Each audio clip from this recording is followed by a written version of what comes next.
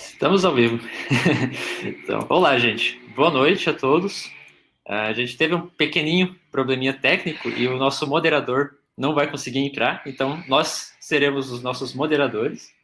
Meu nome é Fernando, eu faço parte do time da Wari e eu estou aqui participando, sendo como a parte cientista de dados. E aqui a gente trouxe também mais alguns convidados que também atuam na área de ciência de dados, no entanto, em diferentes áreas, que seria o Matheus em Data Analytics, desculpa, o Matheus em Machine Learning Engineer, a Elissa é Data Analytics e o Lucas, ele está em Data Engineering. Então, acho que a gente pode começar com uma rodada de apresentação, gente, e para depois, assim, um dos nossos principais objetivos será tanto definir a área, quanto também compartilhar um pouco como é o nosso dia a dia aí, de acordo, né, com essas diferentes áreas. Maravilha. Bom, acho que eu vou até já aproveitar, a gente tem alguns slides aqui para essa parte inicial, até para ajudar aqui na ajudar vocês a definir o que é cada uma dessas áreas, mas aqui a gente pode começar um pouquinho com as nossas apresentações. Então, se você quiser começar, Matheus, fique à vontade. Tá joia. Boa noite a todos. Feliz de estar participando aqui desse evento. Bem, eu sou o Matheus, eu sou formado em Engenharia Eletrônica, agora mestrando em Engenharia Elétrica. Trabalho na Boa Vista como engenheiro de Machine Learning, né? Mas já tenho atuado também como cientista de dados, desenvolvendo modelos, e eu vi que eu curtia muito mais entender como que eu escalava eles e colocava eles em produção do que só ficar desenvolvendo os modelos. E nos últimos 2 anos, praticamente, trabalhando exclusivamente com engenharia de Machine Learning. Bacana. Obrigada, Matheus. Obrigada, pessoal, também pela oportunidade. Boa noite, eu sou a Elissa. Eu sou formada em design, um pouco diferente aqui da turma de engenheiros, mas eu atuo na área de dados há 5 anos, mais ou menos. Atualmente, eu trabalho como líder de dados no Mercado Livre, aí para a América Latina, na equipe corporativa, mas eu tive a oportunidade de trabalhar no Santander e também na Bayer com Data e com Big Data. Comecei a carreira trabalhando mais com engenharia de dados e hoje, aqui no Mercado Livre, estou bem mais focada em Data Analytics. Prazer estar aqui com vocês. E aí, pessoal, boa noite. Sou o mais novo da turma, meu nome é Lon Carvalho, ainda estou no último semestre da graduação, no caso de Ciência da Computação na UFC, Universidade Federal do Ceará. Desde o segundo semestre estou atuando não com engenharia de dados, na verdade comecei com ciência de dados, então comecei meu projeto do TCC, eu entrei num laboratório de ciência de dados lá da UFC, depois aos poucos fui migrando para engenharia de dados, já passei por algumas empresas, uma delas o BTG, depois a Green Mile, e agora estou na CPQI, que é uma empresa de consultoria tecnológica voltada somente para o mercado financeiro. A gente atua com os nossos clientes, enfim, tudo isso. Eu estou atuando lá com engenharia de dados, propriamente dito. Um prazer enorme estar falando com vocês e queria agradecer ao convite da Lari, o Fernando, que foi a pessoa que me convidou, por estar aqui com vocês. Acho que vai ser muito legal, pessoal. Valeu. Beleza, e também para me apresentar, eu sou Fernando, sou formado em Engenharia Elétrica, já faz um bom tempo que eu me formei. Eu também já fiz mestrado pela Unicamp, também em Engenharia Elétrica. Eu tive oportunidade, estive boa parte do meu tempo mais na parte educacional, em especial dando mentorias a alunos da Udacity. E também eu tive bastante contato com a área mais de freelance e consultoria na parte tanto de machine learning quanto de ciência de dados. E aqui eu estou na Wari muito como educador, tanto como educador em ciência de dados e machine learning, mas eu também ajudo um pouco com a parte interna e ajudar a transformar dados em valores aí para a Wari. E é isso.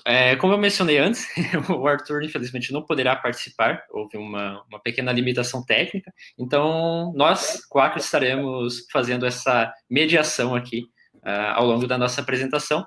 E então, o que a gente tem aqui inicialmente para trazer para vocês a gente gostaria primeiramente de situar vocês um pouco. Como eu mencionei antes, ciência de dados é um universo muito, muito grande.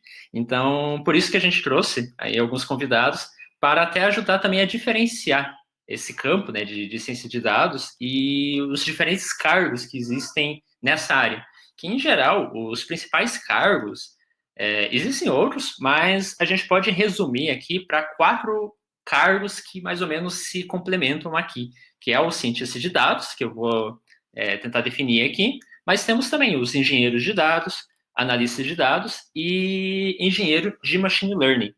E antes assim, de eu definir esses cargos, eu vou trazer um pouquinho, então, o processo, né? Por que precisam, né, desses diferentes cargos.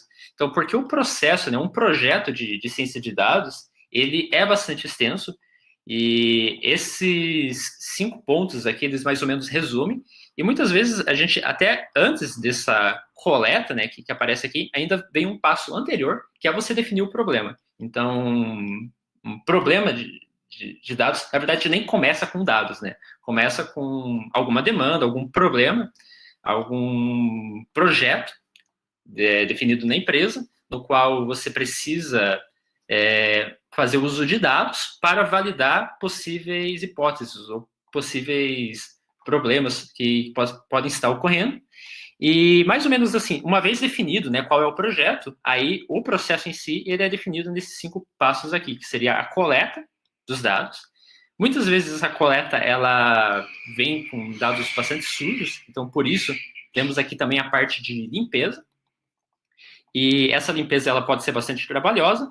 E após a limpeza, que entra um dos principais pontos aqui de um projeto de ciência de dados, que é a análise exploratória de dados. E nessa análise que você está, de fato, entendendo o que há nesses dados e transformando esses dados em informações.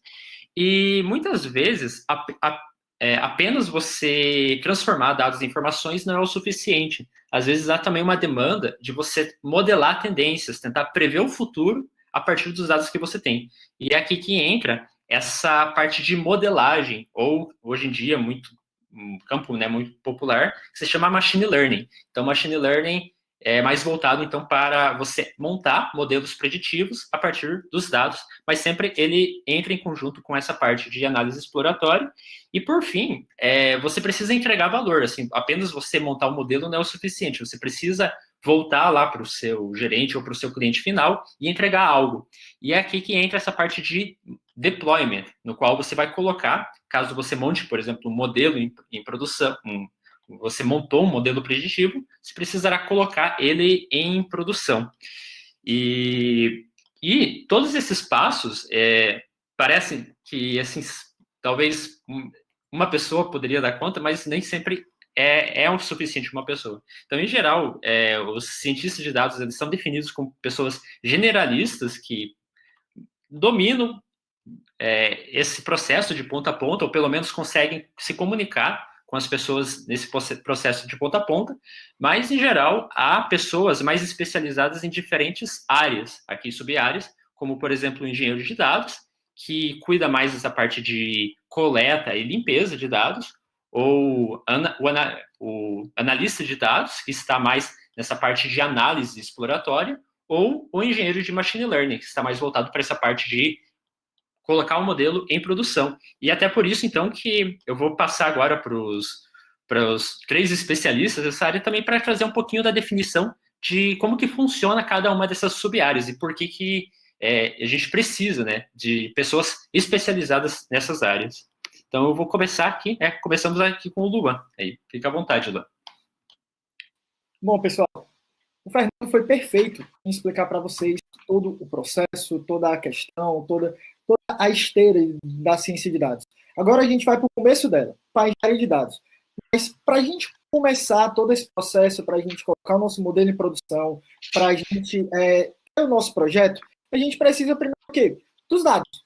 Então, a principal parte que o engenheiro de dados vai fazer é o quê? Ele montar uma esteira de dados. Seja ela em um data lake, como é o mais comum que a gente vê hoje na indústria e nas grandes empresas, enfim, até com algo mais simples. Mas é importante que tenha o quê? Que você tenha uma certa esteira de dados com várias camadas de acesso. Para quê? Para você ter aquele dado disponível para quem? Para os nossos analistas de dados para os nossos engenheiros de machine learning e para os nossos cientistas de dados fazerem o melhor do seu trabalho. Então, vamos pegar esse exemplo bem simples, esse pattern aí que a gente tem na nossa imagem. Quando a gente pega a primeira camada, que é o Data Producers, a gente tem o quê? Literalmente, os dados que estão sendo produzidos. Esses dados que estão sendo produzidos, eles podem vir de onde? De qualquer canto. Pode ser de uma própria nuvem que já está vindo, ou seja, eu estou trabalhando com um ambiente multi-cloud, pode ser de um RP, de um CRM, de qualquer outra coisa, pode ser de um banco de dados, de produção, enfim.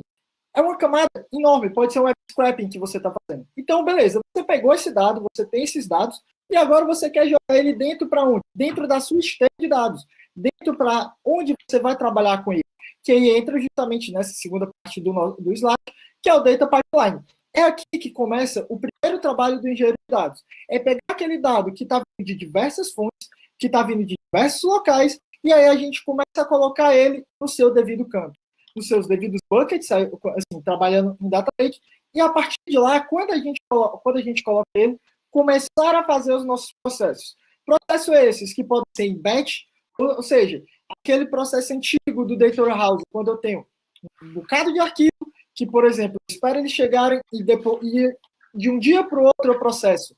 Geralmente, quando era na madrugada, e era muito comum isso. Você processava esse arquivo e ele depois. O arquivo também que vem real time, ou que vem por stream. Ou seja, aquele arquivo que está em tempo real, você está processando e já está mandando ele para outro local. Geralmente, para outro local. Onde é que esses arquivos vão? Onde é que todo esse dado vai? Geralmente, para uma pasta, para um bucket, enfim, para um outro local, onde esse dado está mesmo sujo. Para quem? Para o cientista de dados, para o machine learning engineer, para o nosso analista de dados, pegar aquele dado e ele já trabalhar com aquele dado para fazer os seus modelos, para fazer suas análises, para ter os seus insights, para fazer a sua exploração de dados. Sendo que um dado que não está tão sujo, um dado que não vai fazer com que ele seja o quê? Com que ele perca muito do tempo dele. Ou seja, fazendo com que os outros profissionais sejam assertivos. E, por fim, a gente tem a última parte do pipeline, que eu não vou falar um pouquinho, porque você vai falar bem melhor que eu, que é quando a gente coloca para o quê? Para o negócio. Quando a gente coloca na camada final, no nosso BI, no nosso Data Warehouse, no nosso... enfim, é alguma camada para quê? Para você ter uma análise de negócio mais próxima, para você ter KPI, para você ter métricas, indicadores e etc. Muito bom, obrigado, Luan. E eu gosto de imaginar até, isso que o Luan apresentou, é praticamente um iceberg, gente. Porque o resto do time, eles só vão perceber essa terceira parte, sabe? Eles só vão ver as visualizações, mas, assim, a origem, né, de todos esses dados e como que está tudo centralizado em um só local é bastante profundo. Então, há aí uma parte complexa para certificar que todos os dados estão entrando, né, estão centralizados com uma certa confiança. E agora é com você, Elissa. Fica à vontade aí para agora detalhar mais sobre Data Analytics. Obrigada, Fernando, e obrigada, Luan. A equipe aí do Luan é fundamental, os engenheiros de dados são fundamentais para fazer com que toda essa cadeia realmente aconteça, né? Então, às vezes, os cientistas ou os analistas podem pensar, poxa, qual que é a magia, né, que aí ocorre para o dado chegar aqui para a gente, é essa magia aí que o Luan acabou de explicar para a gente, que, na verdade, é bastante trabalho, né? É bem interessante, os pipelines são extremamente robustos para o dado estar disponível para a gente trabalhar. Bom, então o Luan nos ajuda a disponibilizar os dados, né? Na verdade, ele faz isso acontecer. E uma vez que ele faz isso acontecer, a gente começa aí com a área de Data e Analytics, né? E uma definição do que é Data e Analytics, antes de eu falar um pouquinho do processo, e entrar e detalhar entrar no detalhe do processo, né? Data Analytics nada mais é do que esse processo aí de analisar grandes volumes de dados, e eles podem ser estruturados ou não.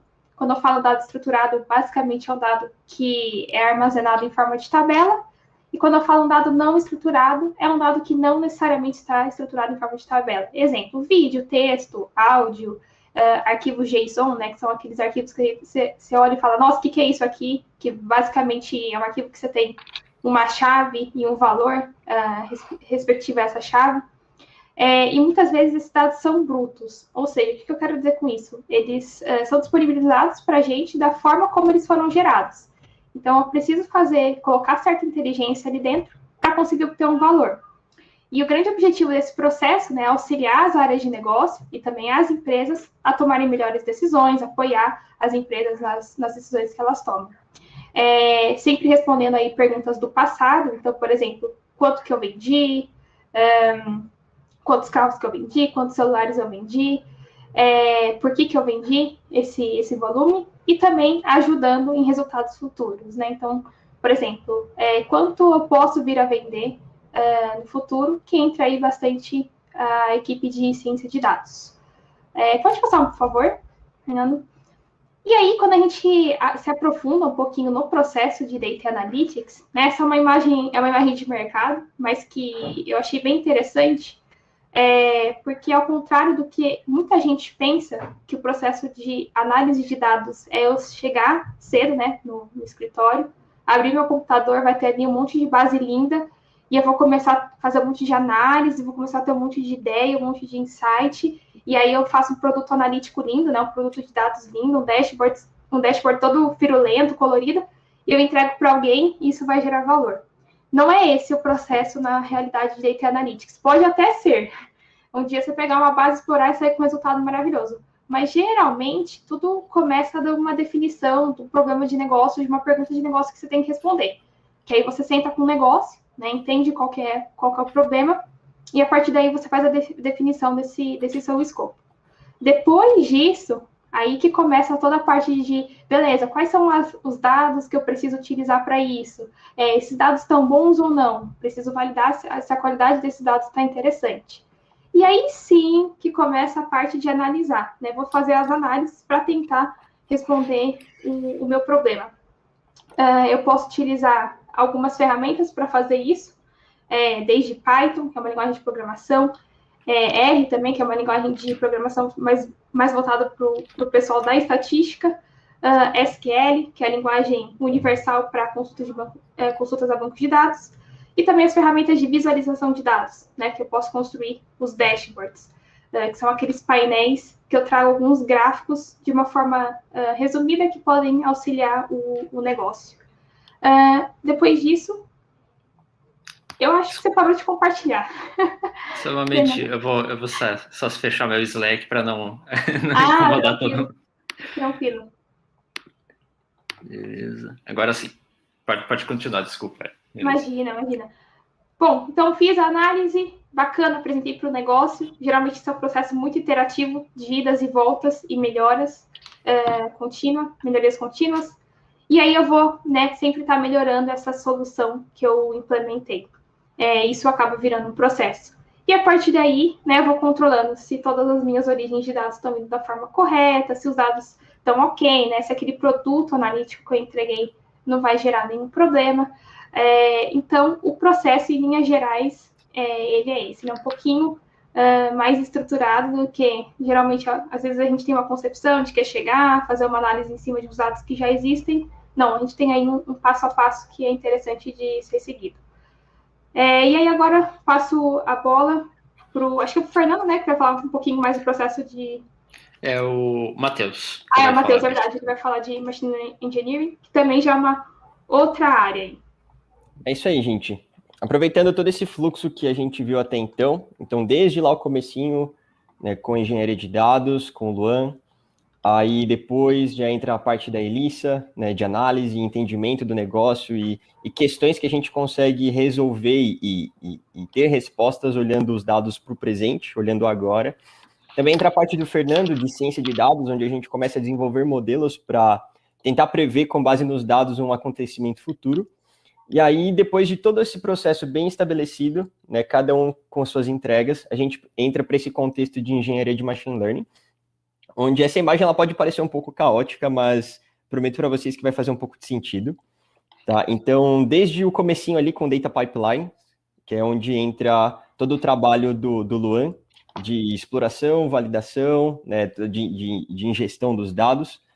Aí depois depois que está definido todo o estudo do negócio que a gente quer resolver, depois que eu tenho também todos os meus dados preparados em uma fonte, né, em uma origem, onde seja de fácil acesso para os cientistas, entra na parte de separação entre o que é uma amostra de treino e uma amostra de teste, que entra no processo mais que a gente chama de modelagem, né? Então, que é responsável por desenvolver os modelos de machine learning.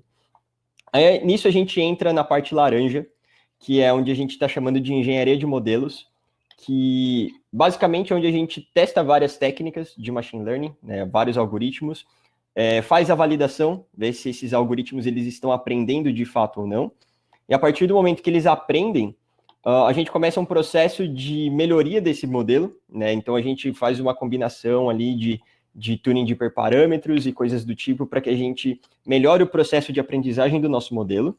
Aí, a partir do momento que o nosso modelo está redondinho, funcional, com as melhores métricas de performance estatística, e a gente já quer colocar ele para funcionar em produção, nós entramos no contexto de engenharia de machine learning, que é basicamente produtizar, né, ou industrializar um modelo que já foi desenvolvido.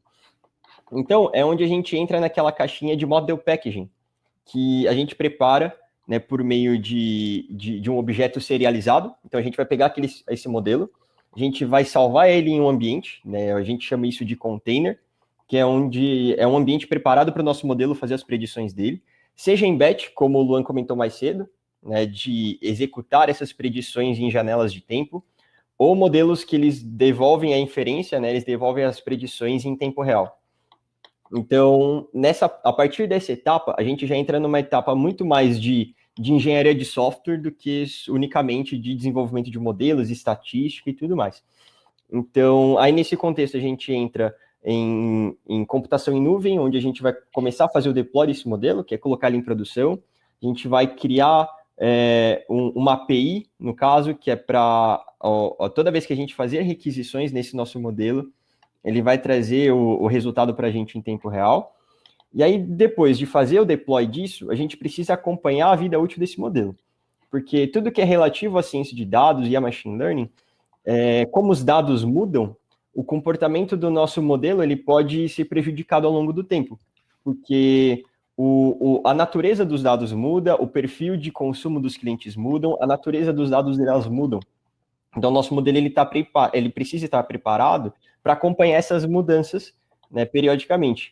Então, é onde a gente entra numa etapa ali de monitoramento de log de modelos, onde conforme a gente vai fazendo essas predições, a gente vai comparando o resultado dessas predições com os resultados anteriores, para verificar se a distribuição dos nossos dados não está mudando, se o comportamento dos nossos dados não está mudando, ou se o nosso modelo está deixando de aprender. Então, aí nisso, a gente entra num sistema de feedback, que constantemente a gente entra num contexto de preparação dos dados, e aí depois eu revalido eles, faço a análise exploratória, eu faço toda a questão de data analytics para ver se o meu negócio ainda continua o mesmo, se os dados o comportamento dos clientes ainda continua o mesmo. E aí, a partir do momento que a natureza vai mudando, a gente vai retreinando os nossos modelos, recalibrando de modo que isso se torne uma esteira autogerenciável, né, uma esteira automática, para que o nosso modelo ele nunca quebre, ele tenha sempre predições funcionais e mais adequadas para a realidade. Sim.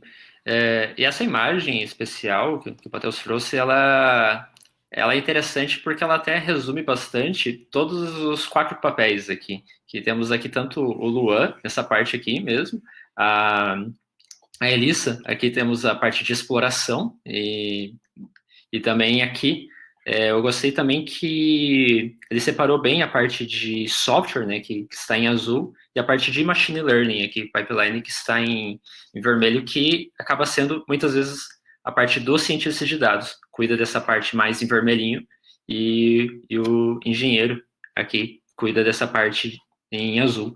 Eu acho que até é válido, Matheus, a gente mencionar o estudo de caso que a gente implementou no curso de Machine Learning, para ilustrar um exemplo, né, de toda essa pipeline, como ela a partir de um exemplo prático, né?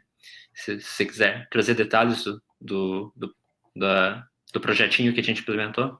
Claro, legal. Em um curso de Machine Learning que o Fernando ele tá acompanhando, eles têm um projeto de desenvolver um modelo que ele identifica se uma pessoa está usando máscara ou não. É bem aqueles projetos que a gente vê em entrada de shopping, sabe? Que você passa por uma câmera, ele identifica se você está usando máscara ou não. E a gente quis fazer um modelo que detectasse isso. Então, beleza, tá lá o desenvolvido modelo funcional, carrega uma imagem, ele identifica se a pessoa está usando máscara ou não. A gente precisa colocar isso em um ambiente produtivo, né? Colocar isso para funcionar para o mundo, né? E aí todo o nosso contexto foi, beleza, eu tenho um modelo treinado, eu já tenho tudo aquilo que a gente chama de artefato, né? Que são os objetos que a gente precisa para colocar esse modelo em produção. Então vamos colocar ele em produção de forma escalável, dentro de um contexto de nuvem, né, para que a gente consiga expor esse modelo ao mundo e ele fazer predições.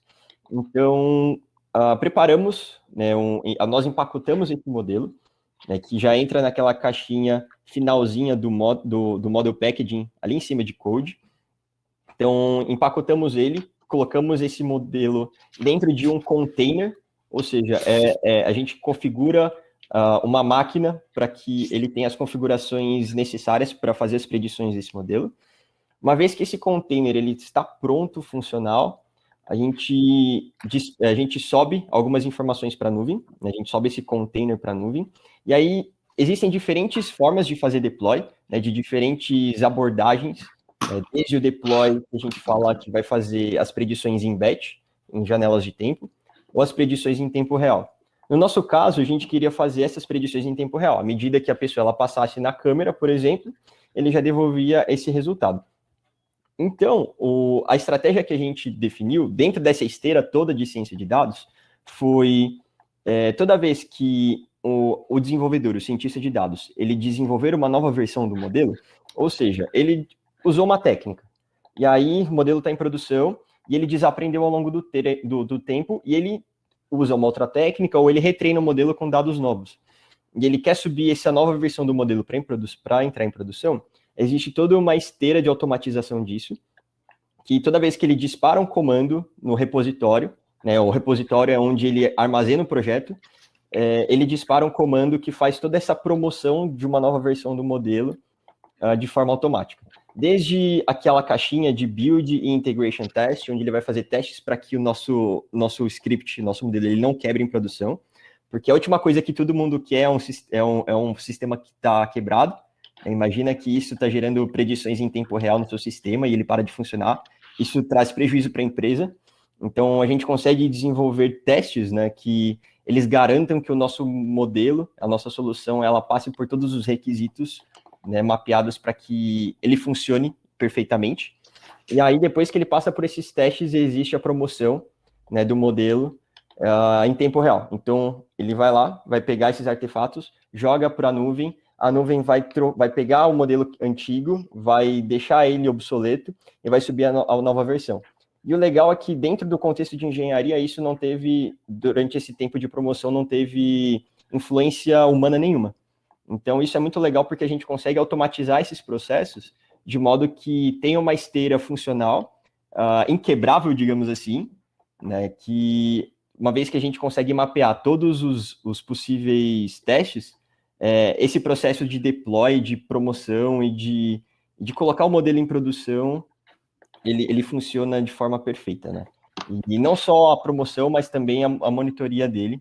Então, desde monitoria das inferências, né, para ver se o nosso modelo está aprendendo ou deixando de aprender, e também a questão de infraestrutura, né? A máquina que ela está fazendo as predições, se ela está tendo workloads corretos, ou seja, se ela está atendendo a capacidade pela qual ela foi estabelecida, se a gente precisa configurar uma máquina maior ou uma máquina menor. Esse é o papel da engenharia de machine learning, né? É garantir que esse modelo ele se mantenha funcional em produção, né, e que desenvolva essa solução de forma automatizada para que isso se torne um processo iterativo funcional. Perfeito, perfeito. E também para dar um pouquinho de contexto, aí nesse projeto eu que cuidei dessa parte, que eu gosto de falar que é a parte divertida, que foi a parte de criação do modelo aqui. A gente pegou umas 10 mil imagens lá de pessoas com máscaras, pessoas sem máscaras, e aqui eu criei esse modelinho. A partir dessas fotos, utilizar para previsão de novos rostos de outras pessoas, se elas estão usando máscara ou não, que foi essa partezinha aqui. Mas aí todo o resto, colocar em produção, foi isso que o Matheus descreveu aí, essa parte mais de engenharia, de software. Então é isso. Esses são os slides iniciais para a gente diferenciar aí cada uma das áreas. E o plano que a gente tem agora, na verdade, é deixar mais em aberto esse encontro, né? O plano seria a gente trazer agora uma mesa redonda, né? A gente tem algumas sugestões de tópicos que a gente pode discutir entre a gente, mas também deixar aberto para dúvidas dos nossos convidados também. Vocês também podem ficar à vontade para trazer dúvidas. Alguém tem alguma sugestão, inclusive, de tópico para a gente começar na nossa mesa redonda, gente? Tem umas perguntas no chat aqui que o sim. pessoal colocou. Mas eu não sei se você prefere fazer pergunta no chat antes ou... Não, pode ser. Vamos dar uma olhadinha então nas perguntas. Perfeito. Tem alguma que você quer trazer, Elissa? Acho que eu vou jogar mais a bola para vocês, porque é uma relacionada a como funciona a segurança do transporte de dados. E aí tem uma pergunta mais sobre o modelo de máscara aí do Cauê também. Beleza. Acho que segurança é contigo, Lua. Como funciona a segurança do transporte de dados? Vamos lá. Eu tô vendo aqui, foi o Cícero que respondeu. Aí eu vou responder essa pergunta dividindo nos dois ambientes que a gente tem, porque embora tem muita coisa em cloud, né, tem muita coisa on-premises mesmo, então a gente tem que fazer tudo isso. On-premises, obviamente, você tem um controle maior, querendo ou não. Você sabe para onde ele vai, de onde ele vai, onde ele volta, tem questão de firewall, tem questão de acesso, de permissão, isso geralmente ocorre muito, isso é muito mais controlado no on-premises. Mas no mundo de cloud hoje, que é realmente onde está o mundo de dados, onde tudo acontece, o principal mecanismo que a gente tem da questão dos transportes do dado é principalmente as VPCs e as questões de acesso que a gente tem nas nossas clouds. Ou seja, é como se, vamos aqui, temos nós quatro. Cada canto que a gente está, era como se a gente criasse, por exemplo, redes privadas. Ou seja, como se fossem 4 mini empresas, e cada mini empresa tem a sua rede. Eu quero compartilhar o meu dado, por exemplo, com o da empresa do Fernando. Então, você chega e coloca um protocolo, faz uma liberação, permissão, enfim, não vou nem dizer o nome para, não me estender tanto. Mas, e aí você permite, e aí você vai ter aquele único tráfego de dados que está acontecendo lá entre os dois. Então, ele ocorre muito mais essa questão da segurança, muito por essa questão de privacidade mesmo. Você dizer, olha, a minha rede, esse IP, só pode escutar desse outro IP. E aí, por causa disso, você faz. É principalmente nesse ponto. Perfeito. Obrigado por trazer contexto, Luan.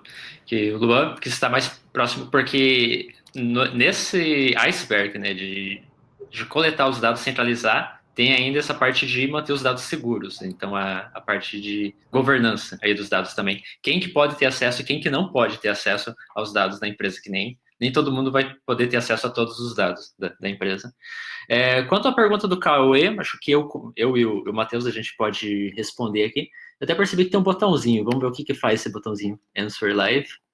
Acho que está aparecendo para vocês a pergunta aqui do Cauê, que ele perguntou se treinaram também imagens de pessoas com máscara de sorriso ou então com máscara de forma errada.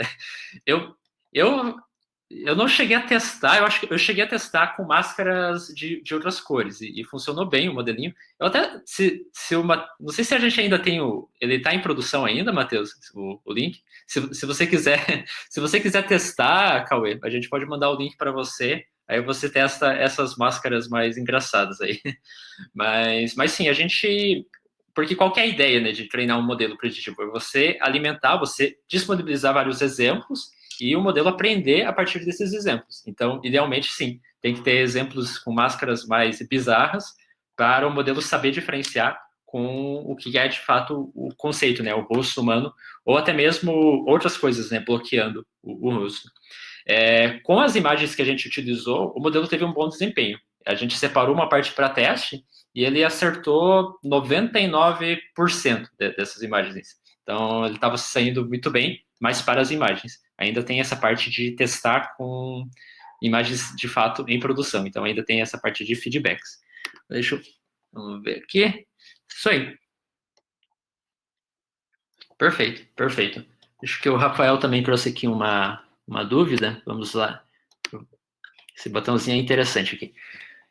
E quando as empresas divulgam vagas em que o candidato tem que ser engenheiro de dados, analista de dados, cientista de dados, engenheiro de dados, como que faz? O que eles estão esperando? E aí, gente? Vou começar aqui comentando um pouquinho. Aí pode ser algumas coisas, né? Pode ser alguns cenários. Vou colocar alguns aqui na mesa. Pode ser que a empresa tenha uma baixa maturidade analítica, ou seja, ela ainda não tem o processo de tomada de decisão baseado em dados tão forte, né, como empresas que estão mais maduras nesse tema. Então, ela não tem muito conhecimento desses cargos e acaba fazendo aquele job description que quer englobar tudo, né, bala de prata e resolver todos os problemas de uma vez. Então, pode ser isso. Pode ser algum job description realmente mal feito, a pessoa não soube escrever muito bem, junto com o gestor da vaga, que vem muito em decorrência aí da baixa maturidade analítica das empresas. Ou pode ser também, alguns casos, né, empresas que você tem um orçamento mais baixo, tem uma estrutura menor e você, como um profissional de dados, precisa acabar atuando em mais de um papel, tá? Isso às vezes pode acontecer também, principalmente no Brasil, que as carreiras não necessariamente são tão especialistas, né? Você pode navegar em mais de uma carreira aí. Eu não sei se os meninos pensam igual, pensam diferente. Eu acho que você resumiu perfeitamente 3 pontos fortes. Ou é o recrutamento, né, que não descreveu bem a vaga, ou, de fato, né, ou é uma empresa pequena, em especial em startups, até mesmo aqui internamente a gente se sente fazendo um pouquinho de tudo. Até o Luan vinha me ajudando um pouco com a parte de engenharia, porque eu tinha que fazer, a gente, né, tinha que fazer engenharia de dados, a parte de machine learning, então pode ser também essa situação, ou pode ser aí a terceira, tá? Que a Lisa trouxe. Vocês querem complementar também, Matheus, Luan?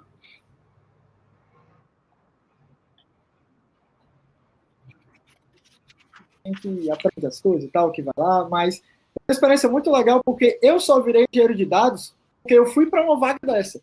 Quando eu estava saindo da universidade, eu estava lá no laboratório, enfim, eu falei, poxa, agora eu aprendi a parte da academia, eu quero ir para o mercado. E eu fui estagiar. E meu estágio era de inteligência artificial. Falava de Python, falava de um monte de coisa, e tinha lá diferencial no estágio, sabe, Deep Learning, certo?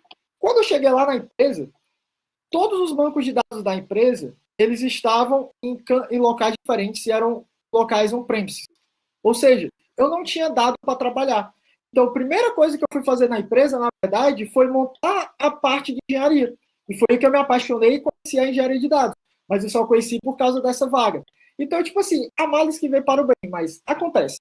Não é o melhor, mas o principal ponto que eu acho é justamente por uma cultura brasileira, que é o que a Elissa falou muito bem. É que a gente tem uma cultura, não tem uma cultura de especialista tão grande, é mais uma cultura realmente de generalista. Não é a primeira vez que eu escuto isso, com certeza que não vai ser a última. Então, realmente, para mim, eu acho que esse é o ponto mais forte. Perfeito. Beleza, eu vou finalizar essa. Obrigado aí pela dúvida, Rafael. Agora eu vou para o Diego aqui, ele também tem uma dúvida aqui. Na prática, a ciência de dados é utilizada no momento da decisão de viabilidade de um novo produto? E aí, alguém quer arriscar responder essa?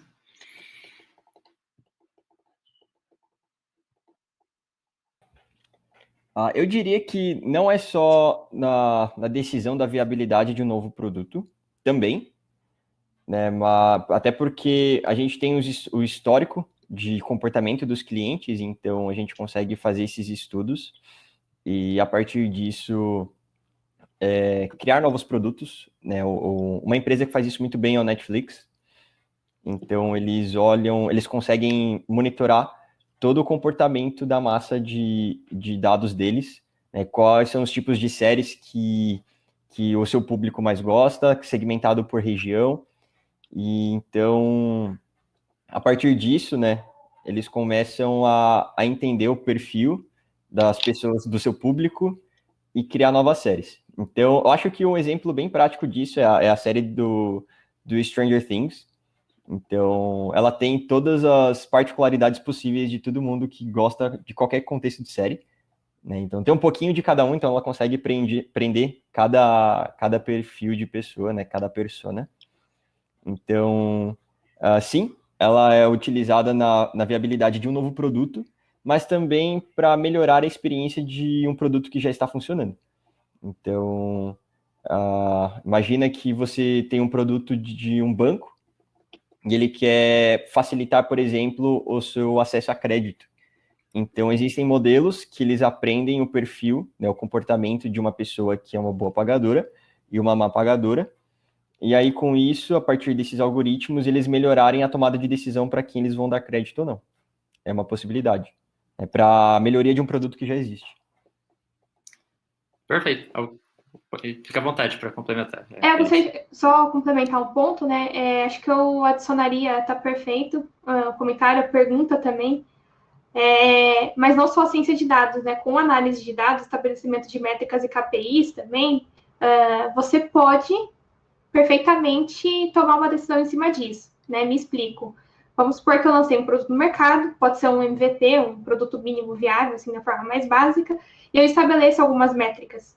Por exemplo, eu quero falar de uma forma bem simples, quero vender, quero que façam 100 downloads desse aplicativo, por exemplo. Essa é uma métrica minha, download de aplicativo. Se eu atingir esse 100, então quer dizer que, do meu ponto de vista de negócio, foi um produto viável para ser colocado em mercado e continuar em desenvolvimento. Então, adicionaria também a parte de análise de dados para decidir a viabilidade de um novo produto também. Perfeito. Muito bem pontuado, Elissa. Ok. Vamos seguindo em frente. A Valéria que comentou. A gente fez também um pedacinho desse projeto das máscaras também nas aulas de Data Science, de fato. Esse colocar em produção a gente fez de Machine Learning. E o João, ele trouxe aqui uma dúvida muito boa, inclusive. É uma dúvida até difícil para responder no contexto brasileiro. O que se espera de um cientista de dados júnior de acordo com o fluxo e etapas apresentadas. E vale para todas as áreas específicas. Assim, trazendo pelo menos um pouco o que eu vejo, né, do mercado,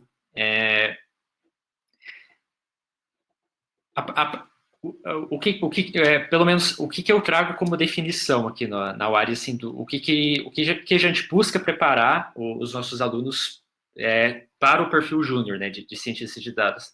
A gente busca preparar os nossos alunos tanto para terem um domínio em fazer toda a análise exploratória, tanto desde coleta de dados, a limpeza, a análise exploratória, até colocar um modelinho em produção, fazer tudo isso utilizando alguma linguagem de programação. Então, a gente busca preparar o aluno para isso.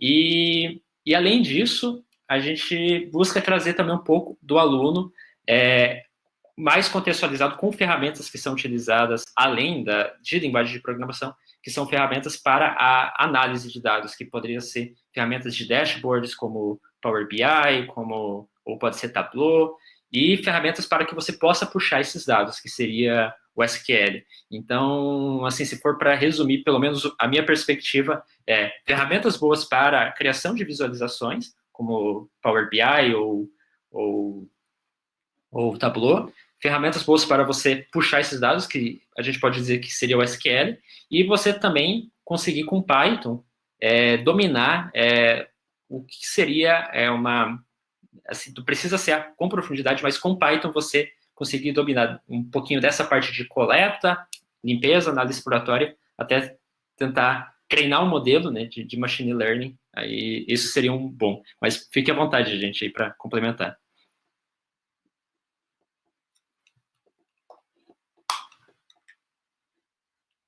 Fazer mais uma pergunta aqui na mesa redonda. Eu tenho uma sensação em relação a vagas de cientista de dados júnior e engenheiro de machine learning júnior. Aí é uma sensação, pode ser que eu esteja errada. Me parece que são vagas que exigem mais conhecimento, senioridade, do que é um júnior.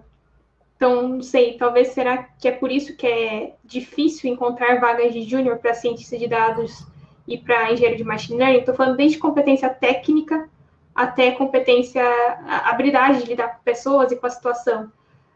Porque o job description, né, você ser um cientista de dados ou um engenheiro de machine learning, por si só, já exige mais maturidade, né, por conta do processo. Eu não sei, eu tenho essa sensação, não sei se é muito isso, porque eu não conheço quase cientistas de dados júnior, eu acho que conheço um.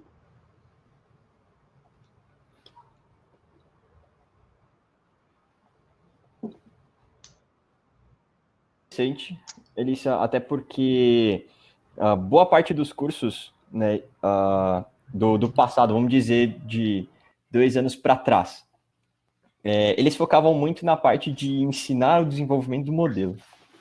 Então, você via todos os cursos, até famosos, que tem online, que eles ensinavam toda a parte matemática, toda a parte prática de desenvolvimento de modelos. E aí você terminava, criava o objeto do modelo, o Pico, e o curso acabava aí. E a gente tinha a sensação de, beleza, então a vida do cientista de dados é isso? Eu vou ficar escorando, eu vou ficar rodando código o tempo todo a cada mês, coloco lá o caminho de um CSV e é isso o trabalho? Então, aí é onde entra o papel do cientista de dados um pouco mais sênior, né, que já vai ter o conhecimento de como funciona toda essa esteira, ou do papel do engenheiro de machine learning, tá? Confesso que eu vejo poucos engenheiros de machine learning no mercado, né, porque a maioria das pessoas elas já vêm da área de ciência de dados, então ela já entende como funciona o ciclo de vida de um modelo, e só entendem a parte de engenharia de software para deploy de serviços. Então, toda aquela questão que a gente entende de microserviços e criar eles, é onde a gente aplica a engenharia de software dentro do contexto de ciência de dados. O meu caminho foi bem esse mesmo. Eu comecei como cientista de dados, e aí fui progredindo, fui amadurecendo até o ponto que eu me vi muito mais preocupado em como o modelo ele ia ir para a produção do que só com a técnica. E o que é esperado de um engenheiro de machine learning júnior, não só a parte do deploy em si, que já é bastante coisa, mas o papel do engenheiro de machine learning também é criar soluções para o cientista de dados, para que eles tenham mais autonomias. Até porque os cientistas de dados, a maioria deles, eles vêm de academia. São pessoas que têm um background matemático, um background estatístico, e não necessariamente um background de computação que entende de boas práticas de código. E aí é onde entra toda a questão de entender mais essa questão de desenvolvimento de software, e isso espera um pouquinho de senioridade em relação a código limpo, a arquiteturas de código. E aí, o que eu esperaria de um cientista de dados, né, ou do engenheiro de machine learning, melhor dizendo, júnior, é entender sobre boas práticas de código, entender um pouco sobre como funciona um deploy em nuvem, sendo ele em batch, que é o mais simples de fazer. Eu crio um container, subo uma VM e disparo o meu script para ficar escorando a cada período. Então, desde que entenda o ciclo de vida de um modelo. Não precisa entender monitoramento, nem nada dessas coisas, mas como fazer um deploy, um pouquinho de sistemas em nuvem, e entender não só a parte de software, mas um pouquinho também de machine learning, isso já ajuda bastante. Perfeito. Só uma coisa rapidão, enquanto vocês estavam falando, veio aqui na minha cabeça, eu não sei. Eu tenho a impressão também que quando a gente fala de júnior e quando tem essa questão das vagas que, poxa, por exemplo, que pedem muito, né, enfim, acima do júnior, vocês não acham que também é uma questão muito para, entre aspas, assustar? Porque já que tá no hype, e se você pensa assim, ó, sei lá, do lado do recrutador, por exemplo, se você bota muito baixo, você tem uma enxurrada de currículo lá que vai aparecer. Seja isso da empresa pequena ou da maior. Mas se você bota muito também, beleza, não aparece tanto, mas lá tem mais chance de... Será que não tem esse lado do pessoal se proteger? Eu não estou concordando com isso, que na verdade eu não concordo, mas será que também não tem isso que o pessoal pensa? Olha, é uma pergunta muito boa, bem capciosa, né? De experiência que eu tenho, tá?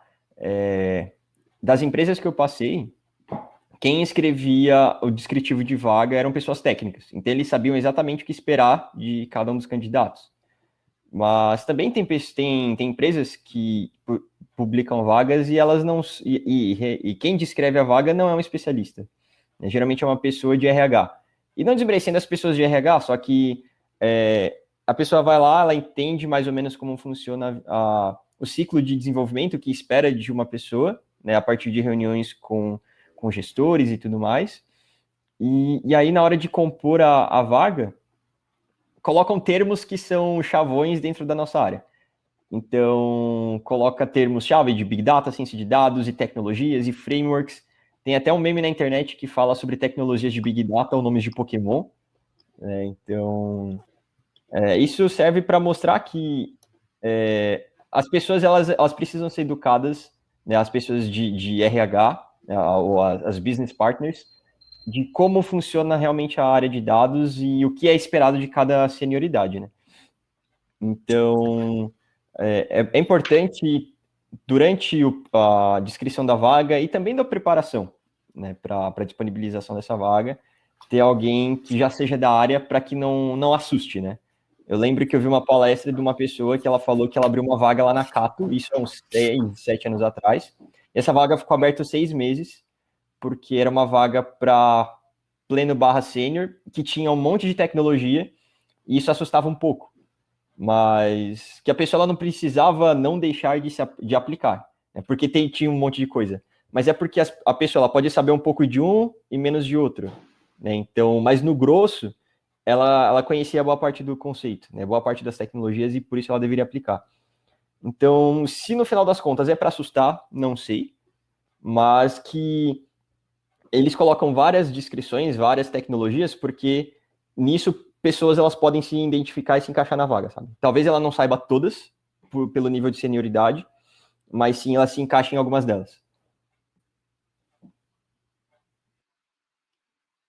Perfeito. Muito bem pontuado, Matheus. Bom, temos uma dúvida do Cícero aqui. Também bem interessante. O que vocês recomendam para quem quer iniciar a carreira em ciência de dados? E pelo menos trazendo o que eu veria, né, como recomendação, em especial também relacionado à pergunta anterior, até por questão de maturidade, assim, muitas empresas ainda estão aprendendo o que eles podem fazer com os dados. Então, por isso que também é muito comum hoje em dia verem mais demandas por engenheiros de dados e pessoas para a parte de análise, de transformar esses dados em informações. Então, eu acho que um ótimo ponto de partida é você começar com ferramentas para analytics, para análise de dados. E também é muito comum a própria pessoa que trabalha nessa área, às vezes evoluir para, dentro da empresa, evoluir para cientista de dados.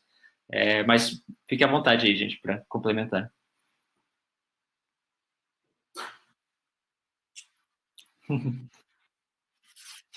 E tal, saber tudo decorado, ser, poxa, o próximo Escher da vida. Mas tem que gostar, cara. Tem que saber ler, tem que entender. E mesmo que não entenda, gostar para você ser curioso e entender, para ter os algoritmos, saber manipular. E não ser só o cara que vai lá no scikit-learn, copia e cola e vai. E quando dá errado, não sabe o que fazer. Então, para mim, principalmente, gostar de matemática. Então, assim, para isso, é o melhor. Sou a especialista para falar em ciência de dados, mas eu tenho cientistas de dados na minha equipe e conversando com eles e com outros cientistas, o que eu deixo aí de recomendação é não necessariamente comece sua carreira em ciência de dados, caso seja muito difícil dar esse primeiro passo.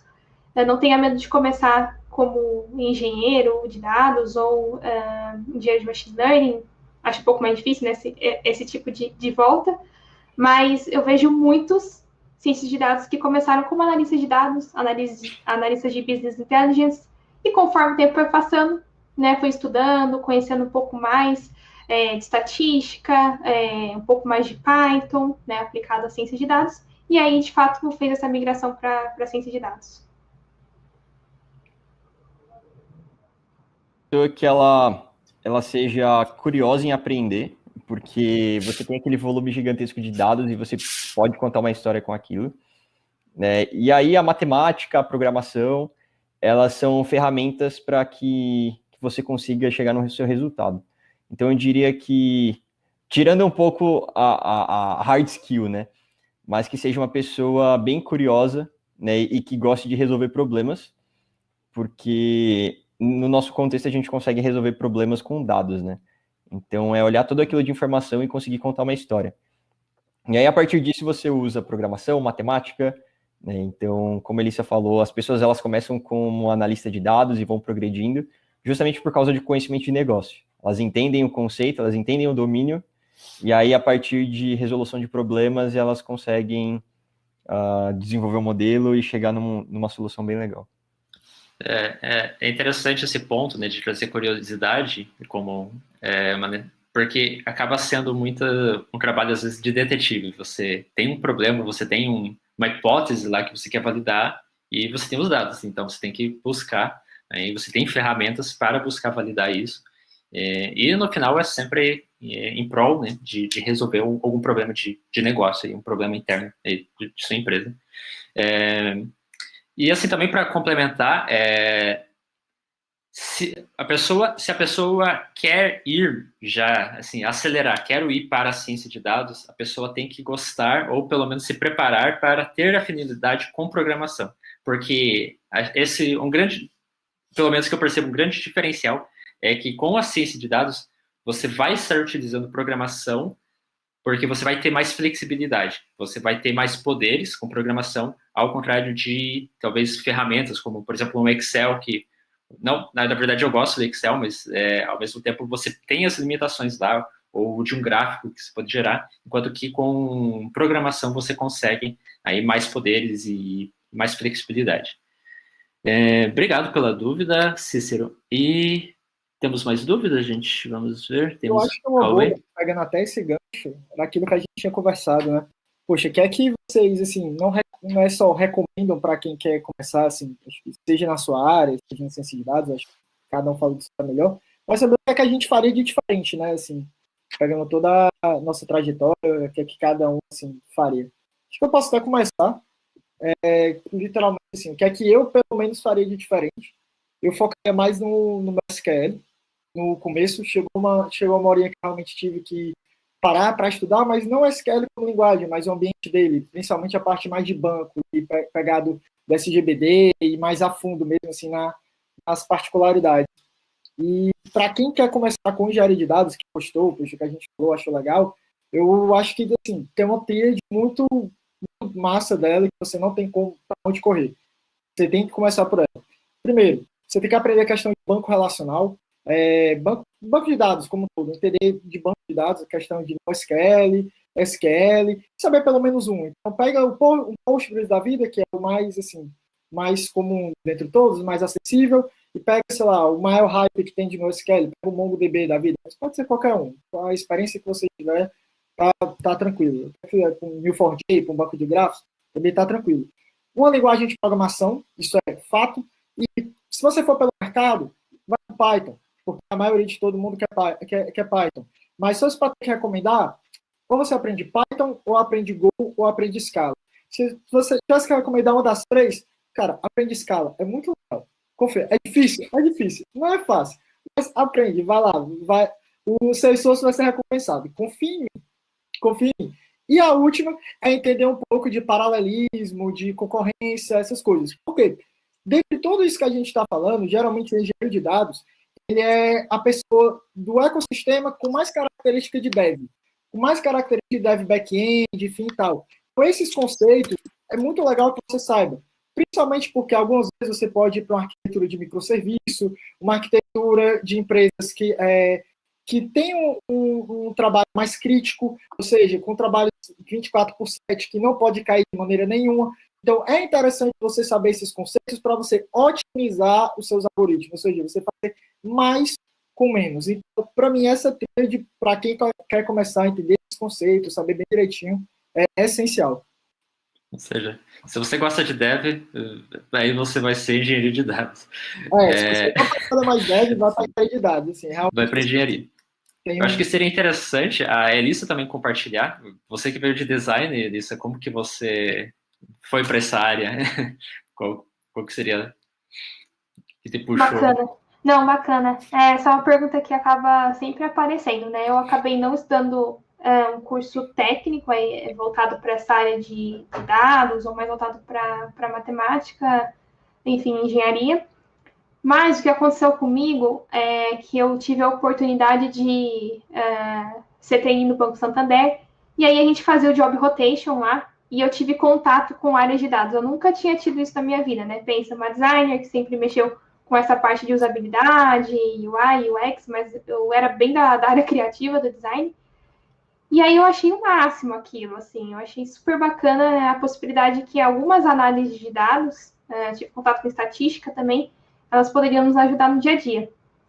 Isso foi em 2016, né, e a partir daí foi e até hoje, obviamente, uma rotina de estudos bem interessante, né, então, estudei online, me inscrevi no MBA de Big Data, para realmente correr atrás e fazer essa transição de carreira, né? Então, eu diria que, no meu caso, foi bastante dedicação em estudar bastante por conta própria, perguntando muito para as pessoas, não ter medo e, ao mesmo tempo, bastante humildade de falar não sei, me ajuda, né, para as pessoas, colar nas pessoas que sabiam muito, pedir ajuda mesmo, e estudar bastante.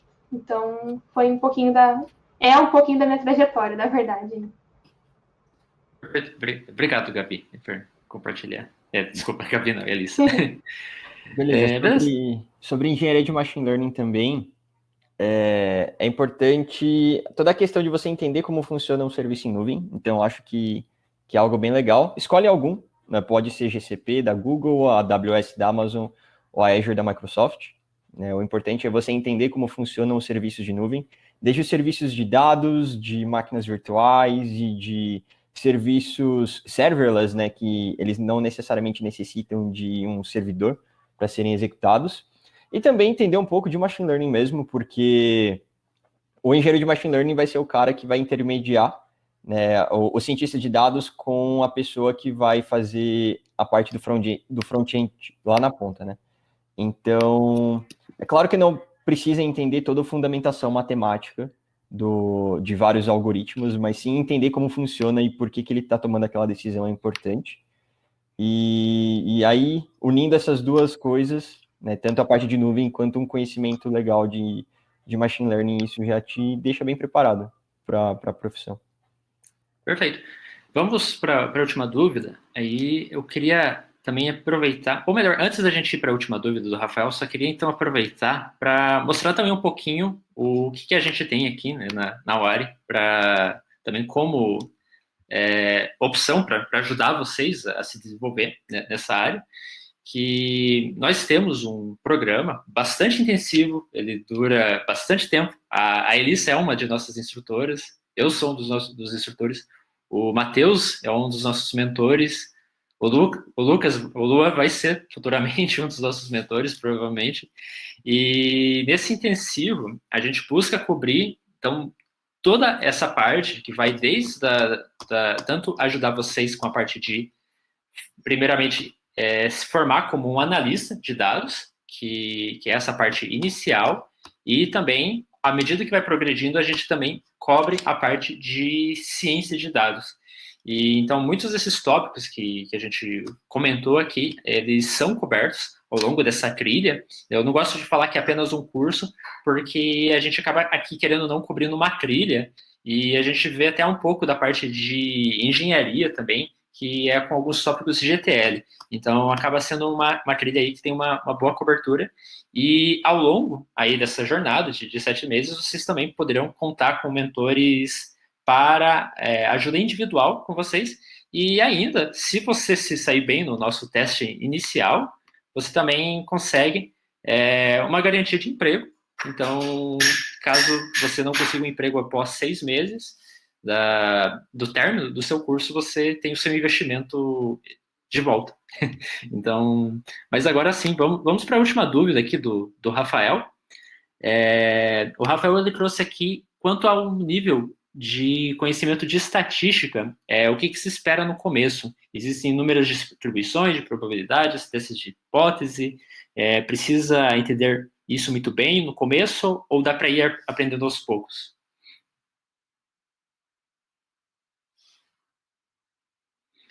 Bom, pelo menos assim, vamos para a minha versão da resposta. A parte de estatística, ela está, assim como matemática, na parte de fundamentos. Eu não gosto de já... ou seja, para você entender o que há nos bastidores dos modelos, você vai precisar estudar estatística. Mas, em geral, eu não gosto de começar com ela, porque eu prefiro, primeiro, vamos para a prática, vamos ver como que funcionam esses modelos, e depois a gente olha o que tem, né, nos bastidores, a teoria por trás.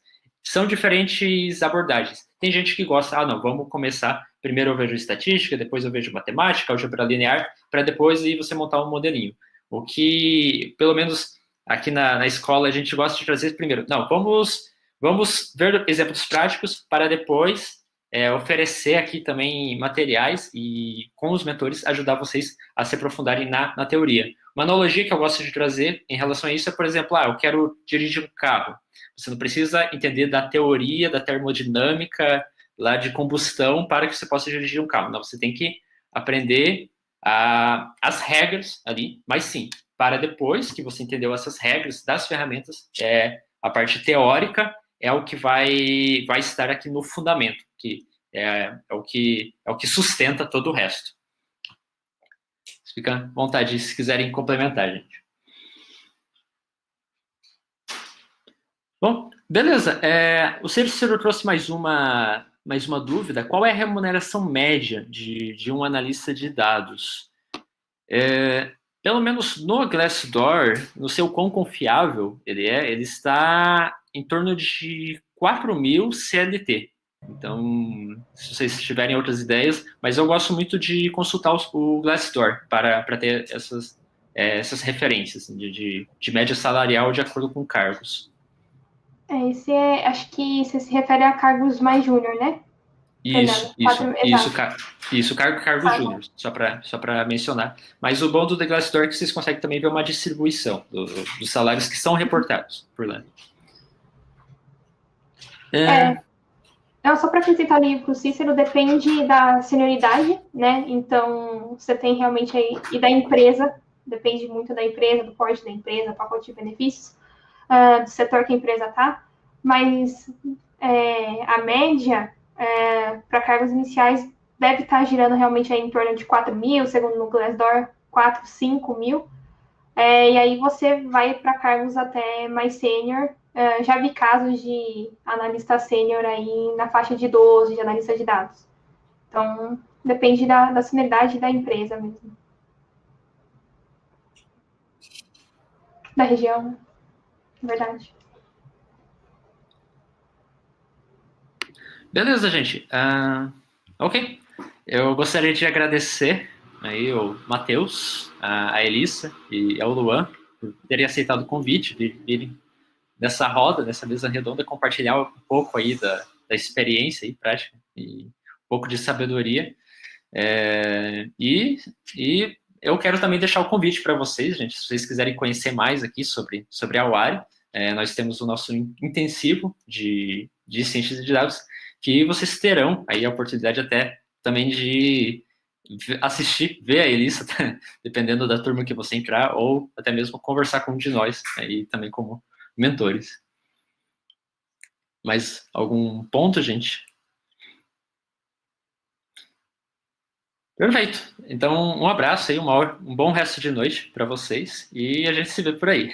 Até mais, gente.